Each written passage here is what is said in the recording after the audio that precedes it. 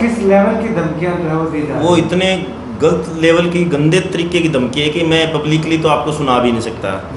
उस आदमी ने इतनी घिनौनी और घटिया हरकत की थी कि उसके लिए आज मुझे सामने आपके रूबरू होने का, क्योंकि उसको पता चला कि कंपनी के का हमारा कारोबार कितना बड़ा है, हम क्या करते हैं, तो अब वो उस चीज़ को ब्लैकमेल करने की कोशिश करने लगा। तो 11 तारीख को हम स्पेशली आई, उस दौरान वो पूरी पंचायत से भाग गया यहाँ से। हम 2 घंटे बैठ के वेट करते रहे, बहुत सारे लोग थे समाज के, हमारे प्रधान थे, बाकी लोग थे। जैसे आपको 3.5 करोड़ की अगर हम बात करें तो 3.5 करोड़ रुपए आए कहाँ से? कोई वाइट की एंट्री नहीं है, सारी पूरे बुनियाद उसके झूठे हैं। सोनी समाज सरसा का या पूरा सरसा शहर इस आदमी को जानता है भी इसका क्या लेवल है। और उस जो वीडियो उसने हमारे खिलाफ बनाई है, उस वीडियो के अंदर आप ध्यान से देखना, राइट साइड की जो आंख है उसके ऊपर सोजिश आई हुई है। उस लड़के को आप ध्यान से देखना, उस वीडियो के अंदर सोजिश आई हुई है। उस लड़के के पास 200 रुपये खाने के लिए नहीं थे, लेकिन फिर उसके पास एंड्रॉयड मोबाइल कहाँ से आया? वो इसने मोबाइल दिया, इसी ने मोबाइल दिया है उसको, इसने वो वीडियो बनवाई है।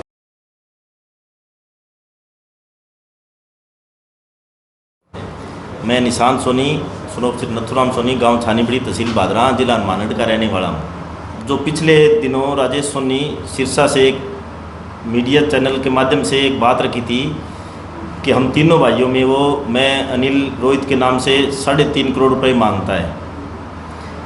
मैंने जिस व्यक्ति को इतना मान सम्मान दिया, उसके साथ इतना अच्छा सहयोग किया, उस आदमी ने इतनी घिनौनी और घटिया हरकत की थी कि उसके लिए आज मुझे सामने आपके रूबरू होने का, सच्चाई बताने का अवसर मिला। इतने दिन लेट होने का कारण भी ये हो गया इस मीडिया के माध्यम से कि ये आदमी हमें बिल्कुल उस प्रेस वार्ता के बाद से जान माल की धमकी दे रहा था, हमारे घरों के आगे पीछे चक्कर लगा रहा था, और कुछ एक हमने सारे सबूत इकट्ठा किए हैं, उसके खिलाफ एप्लीकेशन वगैरह दायर की, तो उसमें मुझे इतना टाइम लग गया।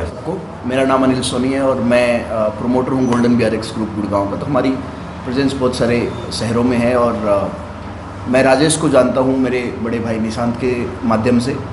कई सालों से उनका आना जाना रहा और उसी माध्यम से कई बार वो मुझे बिज़नेस में आने का, काम करने का करता रहा, लेकिन मैं उसके चीज़ों पे नहीं आया। हालिया कुछ महीनों के अंदर उसने निशांत के थ्रू गुड़गांव कुछ 2-3 महीने के लिए वो आया और उस दौरान इस बिज़नेस में आने की, ये सब चीज़ों की उसको पता चला कि कंपनी के का हमारा कारोबार कितना बड़ा है, हम क्या करते हैं, तो अब वो उस चीज़ को ब्लैकमेल करने की कोशिश करने लगा। उस दौरान उसने वहाँ पे गुड़गांव के अंदर भी ऐसी हरकत की जो ऑलरेडी रिपोर्ट दर्ज है हमारे साथ, आप देख भी पाओगे, हम लोग जो आपको लिस्ट देंगे उसके अलावा। तो रिसेंटली ये सब जब चीज़ें हुई तो हमने जितनी भी चीज़ें हैं, अब उसके बाद इस चीज़ का वो दबाव बनाने लगा पैसे का। हमारा कोई जो लेन देन था वो सारा कुछ लिखा हुआ है, हम इवन हमारी जो ट्रांजैक्शन है वो उसकी तरह बनती है। हम 11 तारीख को हम सिरसा आए थे उससे पंचायत करने के लिए कि भाई क्या हमारा लेन देना है, क्या नहीं है। उस दौरान मैं भी वहाँ पे था, उतना मुझे समय नहीं होता कि मैं बार बार सिरसा हूँ। तो 11 तारीख को हम स्पेशली आई, उस दौरान वो पूरी पंचायत से भाग गया यहाँ से। हम 2 घंटे बैठ के वेट करते रहे, बहुत सारे लोग थे समाज के, हमारे प्रधान थे, बाकी लोग थे, वो लोग भी थे। हम सबको कहते रहे भाई उसको बुलाओ, हमको बार बार मौका नहीं मिलता यहाँ पे आने का, लेकिन तब भी वो नहीं आया। फिर उसके बाद उसकी धमकियाँ स्टार्ट हो गई। तो जितनी भी चीज़ें थी वो हमने वो चाह रहा है कि इस पूरे चीज़ों के ऊपर वो दबाव में रहे। वो सिरसा के अंदर वो लगभग कुछ 200 से ज़्यादा लोगों को अपनी इन्हीं सब चीज़ों का शिकार कर चुका है। जैसे जैसे हमको ये सब चीज़ें पता चली, हमने उस चीज़ व्यक्ति से किनारा कर लिया। उस चीज़ पे वो दबाव बनाने लगा कि मुझे तो अब आप लोगों से पैसे चाहिए। कोई जैसे आपको 3.5 करोड़ की अगर हम बात करें तो 3.5 करोड़ रुपए आए कहाँ से? कोई वाइट की एंट्री नहीं है, सारी पूरे बुनियाद उसके झूठे हैं। उसके पास इसी तरह के काम रहते हैं, उसी तरीके से पैसे बनाता ही। तो कितने पैसे का लेन देन आप बता रहे हैं कि आपने उनसे लेने निकल रहे हैं, तो कितने पैसों का लेन देन आप मानते हैं? हमारे पैसे कई लाखों रुपए लेने निकल रहे हैं। उसके लिए ही हम 11 तारीख को आए। समाज के और भी आसपास के गांव के सरपंच लोग भी हमारे साथ थे और प्रधान लोग भी थे, हमारे समाज के, सोनी समाज के लोग भी थे। उन सब के बीच से ये उठ के भाग गया ये इंसान। ये बहुत अगर आप CCTV देखोगे 11 तारीख की सोनी धर्मशाला सिरसा की, आपको ये उसके अंदर क्लियरली दिख जाएगा। जैसे ही हम सब लोग आए, सब बात करने आए, ये वहाँ से उठ के चला गया। आप लोगों ने धमकियां देने की बात कही, किस तरह से धमकी दी जा रही है, क्या कुछ उनके द्वारा किया जा रहा है? किस लेवल की धमकियां जो है वो दी जा रही वो हैं? इतने गलत लेवल की गंदे तरीके की धमकी है कि मैं पब्लिकली तो आपको सुना भी नहीं सकता। उसकी हमने कंप्लेन थाने में कर रखी है। ये सीधी जानों से मारने की धमकी देता है। ये गैर लाइसेंसी रिवॉल्वर इसके पास है, पता नहीं इसका देखा हुआ है। ये हर किसी के साथ गुंडागर्दी और इसी बेस पे वीडियो है सब अभी इसके प्रेस वार्ता करने के बाद ये 4 बार हमारे गुड़गांव ऑफिस में गए। वहाँ बिल्कुल गुंडे लेके गए यूपी के, वहाँ उतर के हमारे ऑफिस के आगे चेक कर रहे हैं वो कोई यहाँ पे बैठा है कि नहीं बैठा। अगर हम बैठे वहाँ मिल जाएं, हो सकता है उसी टाइम हमें किसी से जान से मार दे, इसका कोई भरोसा नहीं है। हमें बिल्कुल आज के बाद ये खतरा है कि ये कभी भी हमें जान से मार सकता है, हमें, हमारी परिवार को, हमारी फैमिली को। रही बात आपने कि एक वीडियो इसने दिखाई थी कि मेरे साथ इसने गुंडागर्दी की थी, तो उस गुंडागर्दी का जवाब ये है कि जब घर पे जाके कोई गाली गलौज करेगा तो कोई आदमी अपने घर परिवार की रक्षा के लिए तो कोई ना कोई कदम तो उठाएगा। ये सदियों से होता आ रहा है। प्रभु श्री राम जी ने भी उठाया था और आज भी हर कोई आदमी उठाना चाहता है। कोई अपने घर के आगे अपनी घर पे माँ बहन बेटियों की कोई इज्जत नहीं उछाल सकता। इसके लिए हमें एक कड़े कदम उठाएंगे तो बिल्कुल उठाएंगे। रही बात, आज हम इस चीज़ पे एग्री हो चुके हैं, हर कोई आदमी समाज में इसका शिकार है। सोनी समाज सरसा का या पूरा सरसा शहर इस आदमी को जानता है भी इसका क्या लेवल है, और इसके एवज में कोई इसकी जो घटिया हरकत है, घिनौनी हरकतें जो करता है, उसके कारण कोई इसके खिलाफ आवाज़ नहीं उठा सकता। हमें पता है हमें एक दिन मरना ही है, कभी मर जाएंगे लेकिन कम से कम सच्चाई के लिए आवाज़ उठाएंगे। पिछले दिनों भी इसके घर पे 1-2 लोग दिसंबर में गए थे पैसे मांगने के लिए, इसके घर के आगे से ही गुजरे थे। इन्होंने फिरौती का केस लगा के उस पर चलान करवा दिया था। उससे पहले भी इन पे केस हुआ था। उसकी समाज में पता है शायद ऐसी सज़ा किसी आदमी को नहीं मिली जो इस आदमी को सज़ा मिली थी। इसके कितने उदाहरण हैं मैं बता सकता हूं कि जो भी इसके पास घर पे पैसे मांगने गया, सीसीटीवी फुटेज दिखा के उस एसपी साहब के सामने जाके एक दरखास्त लगाता है कि मेरे को जी जान माल मारने आए थे, अपहरण करने आए थे, फिरौती लेने आए थे, बस उसी बेस पे सबसे ये करता है। उसके बाद इसने जो दो नंबर के इसने पैसे इधर उधर से कर रखे हैं, इसका इतिहास सब जानते हैं सिरसा शहर के लोग। ये गोल्ड स्मगलिंग का 2 नंबर का कारोबार करता है। हमने इससे किनारा कर रखा है। ये इन्वॉल्व हमें करना चाहता था हर मामले में। इसके पास, हमारे पास सारे प्रूफ है, लेकिन हम कभी इस गलत रास्ते पे नहीं गए। और उसके एवज में ये हमें ब्लैकमेल कर रहा है कि या तो जान से मारूंगा या हमें इस तरह के पैसे दो। इस तरह की घटिया से घटिया हरकत इस आदमी की हुई है। तो आपने बताया कि इतनी ज़्यादा आपको धमकियाँ दे चुका है, जिस तरह का आप लोगों का जो भी रहा है, उसके दौरान आपने कोई प्रशासन किसमें हेल्प ली या उनको कंप्लेंट देने की? पुलिस वगैरह की कंप्लेन हमने डर के कारण नहीं की, क्योंकि सभी इससे ये डर रहे थे इतने दिन। हम बिजनेसमैन आदमी, सीधे साधे आदमी, इसकी तरह गुंडागर्दी तो करते नहीं है। यही था अभी जान माल से जाएंगे क्या, रहने दो, इसकी हरकतों को बढ़ावा मिल गया। आज ये जो हालात इसने कर रखे हैं, घर जाके बैठता है, गाली गलौज करता है, गुंडागर्दी करता है ऑफिस के आगे, बिल्कुल सामने प्रेस वार्ता करके करता है। मैं सोनी समाज से हूँ, हमारे 10 ग्राम सोने की कीमत 1 लाख रुपए है आज। अगर हम किसी को एक 10 ग्राम भी सोना देते हैं तो 1 लाख रुपए होगी। हमारा लेन देन हर जगह व्यापार चलता रहता है। कोई किसी के आगे ऐसे प्रेस वार्ता मैंने तो आज तक सुनी नहीं है जी। और अगर इसमें कितने मांगने वाले हैं, वो इसके घर के आगे कौन सी कोई प्रेस वार्ता की है? सैकड़ों लोग इसमें शहर के लोग मांग रहे हैं। ये सब आप सबको पता है, मीडिया को पता है, इसमें कोई कहीं झूठ नहीं है। ये सब सच्चाई सामने जल्दी आ जाएंगी। लोग सब सामने धीरे धीरे आ रहे हैं, वो सब के सब हमारे साथ हैं। वो सभी ये कहना चाह रहे हैं कि बस कार्रवाई आप करो, हम भी कार्रवाई अपनी कर रहे हैं।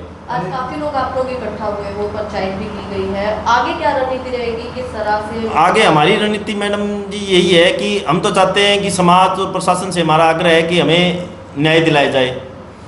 ये कहता है कि मैं न्यायालय में जाऊंगा, बिल्कुल न्यायालय में जाना चाहिए। भारत का न्यायालय बना इसलिए है भी किसी के साथ कुछ गलत हो रहा है तो वो वहाँ जाए। मैं भी न्यायालय की शरण जाऊंगा और न्यायालय से मुझे पूरा विश्वास है कि हमें न्याय मिलेगा। अगर इसके पास कोई भी पैसे का ऐसा कुछ चेक वगैरह कुछ है तो बिल्कुल न्यायालय में जाए, ये बिल्कुल स्वतंत्र है। रही बात, ये समाज पंचायत से भागता है। अगर इसका सही में कोई लेन देन है तो आगे बैठो, किसी आदमी को लेके बैठो, 10 को बैठो, 5 को बैठो, कभी बैठो तो सही आदमियों के बीच में। अगर सही में लेन देन है, सही आदमी है ये, तो समाज से पूछो, आप मेरे से पूछने की जरूरत नहीं है। हमारे पास सब सबूत है, हमारे पास सब टोटल एंट्रियाँ हैं, एक अकाउंट की। हमारा कभी भी हिसाब मिला लो, हम बिल्कुल इसकी तरह हवाई बात नहीं है भी मैं इतने मांग रहा हूँ जितने मांग रहा हूँ। कोई आमने सामने आ जाओ, टोटल अकाउंट की स्टेटमेंट है जी हमारे पास, एक की सबकी बिल्कुल पुलिंदा हमारे पास है। एक तारीख के हिसाब से कोई चेक कर सकता है, ये बिल्कुल कोई इसमें झूठ नहीं है। हमारा टोटल का टोटल हिसाब अगर देखें ना, करोड़ रुपए भी अगर लेन देन हुआ है ना तो बिल्कुल हमारे पैसे निकल रहे हैं। इसके पास कोई सबूत है तो बिल्कुल वो रख सकता है। हम इसके लिए आपका कहना है कि आपने उनसे पैसे लेने हैं? हमारा हिसाब से तो हमें लेने हैं। अब हिसाब हम कर रहे हैं तो हम लेने हैं, क्योंकि भाई और ये काम करते इतना बड़ा इनका काम कि इनको फ़ोन उठाने को भी टाइम नहीं है, सीधी बात ये जी। और ये आदमी ने जो हिसाब बनाया हुआ है फर्जी तरीके से, इसने ब्लैकमेल करके बनाया हुआ है। अभी कल एक वीडियो आज से 7-8 दिन पहले 26 तारीख को एक बंदे ने इसके जुल्म से तंग आकर एक वीडियो जारी की थी, मैं सुसाइड कर रहा हूँ। भगवान का लाख लाख शुक्र है वो बंदा बच गया, वो मरा नहीं। उसके बाद राजेश ने उसके खिलाफ, संजय के खिलाफ FIR करवाई, ऐसे निशांत नाम के व्यक्ति कहने से करवाई, जबकि मेरा उससे कोई लिंक लेन देन नहीं है। मैं उसको जानता हूँ क्योंकि उसके बाद पहले वो कारीगर था। उसका आदमी को इसने पहले एप्लीकेशन दी है, FIR करवाई है, और उसके बाद उसको बुला के पता नहीं दबाव में ला के धमका के कैसे किया है, दोबारा उससे वीडियो बनाई है कि ये काम मैंने निशांत के कहने पे किया है। लेकिन ऐसा नहीं हो सकता क्योंकि सबके सब मेरे पास रिकॉर्डिंग सब प्रूफ मौजूद है। अभी कौन कब क्या वीडियो बनाई है, कैसे बनाई है, वो दूध का दूध पानी का पानी, जब इन्वेस्टिगेशन होगी पुलिस की तो उसमें सामने आ जाएगा। लेकिन ये दिखाना चाह रहा है उस वीडियो से कि मेरे में इतनी ताकत है, मैं इतना पावरफुल हूँ कि मैं कोई भी किसी भी आदमी को अगर मेरे खिलाफ गया तो मैं उसको दबाव में लाके और उसका बयान चेंज करवा सकता हूँ। और यही गुंडागर्दी वो हर किसी से करता है। अभी पीछे ही मेरे साथ हमारे समाज के प्रतिष्ठित प्रधान जी हैं, उनको 31 तारीख को धमकी दी कि आप निशांत के साथ कैसे रहे हो, मैं देख लूँगा, आपको जान से मार दूंगा, जो निशांत के साथ जाएगा उसको सबको मैं जान से खत्म कर दूंगा।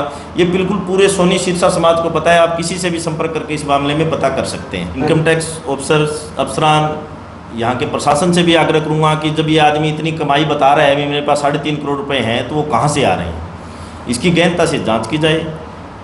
एक नंबर का वाइट मनी तो कोई है नहीं, है तो हमारे पास कोई एंट्री नहीं है।